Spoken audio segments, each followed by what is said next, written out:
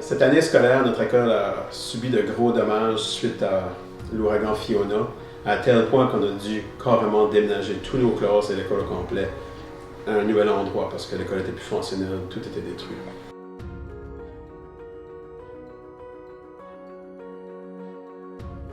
Notre nouveau site se situe environ à seulement 1 km de l'école, mais c'était quand même un grand changement parce qu'on a dû renommer ça, on a appelé ça le campus Évangeline, parce que c'était en plusieurs édifices différents.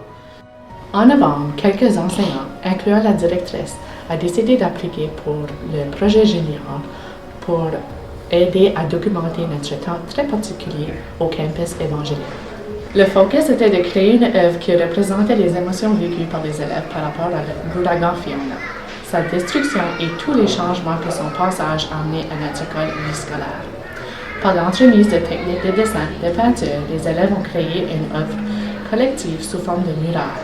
Chaque élève de l'école entière a fait un cadran qui représente son temps et ses émotions vécues pendant les 14 semaines passées au campus Évangeline. Chaque classe a travaillé pendant 2 sessions avec l'artiste très connu de notre communauté, Mme Lynn Godet. La première session avait pour but de ressortir nos idées et nos sentiments face au changement de notre environnement scolaire. Les élèves ont eu l'opportunité de jaser avec leurs collègues de classe de notre plus de 3 mois au campus Évangeline et de mettre leurs idées sur papier. Pendant la deuxième session, l'artiste a présenté des techniques de dessin et de peinture pour nous aider à compléter notre œuvre collective.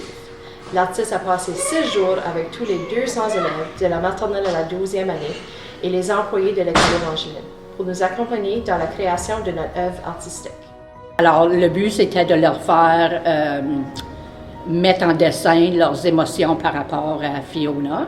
Alors, ils ont quand même utilisé certaines techniques de dessin, mais le temps ne nous permettait pas de vraiment y aller en grand détail. Alors, on a un petit peu regardé, fait du brainstorming sur qu'est-ce qui va être représenté, parce que c'est certain que tout le monde voulait faire le toit qui était enlevé, puis tout le monde voulait faire l'armée qui ont venu aider. Alors, c'est un petit peu de choisir, OK, peut-être que cette équipe-là peut choisir, il y en a qui se sont mis en équipe, de faire le toit, puis là, c'était d'essayer de trouver aussi quel autre événement qu'on pouvait représenter. Puis un qui était quasiment dans quasiment toute leur peinture, c'était les fameuses muffins. Un fait cocasse était l'œuvre et toute la question entourant les horloges où on voit beaucoup de muffins dedans. Lors de la soirée de l'exposition de notre œuvre, les dames en charge de l'exposition nous ont demandé pourquoi tant d'horloges contenaient des muffins à l'intérieur d'elles et que ça avait tant marqué le passage des élèves au campus. Réponse simple, grâce à un financement du Club des Petits Déjeuners Canada, nous avons été en mesure d'offrir à nos élèves du secondaire à tous les jours un super gros muffin et un lait blanc de chez ADL. En donnant une voix à les élèves avec les pinceaux artistiques, on a réalisé que ça peut les aider à surmonter cette situation difficile.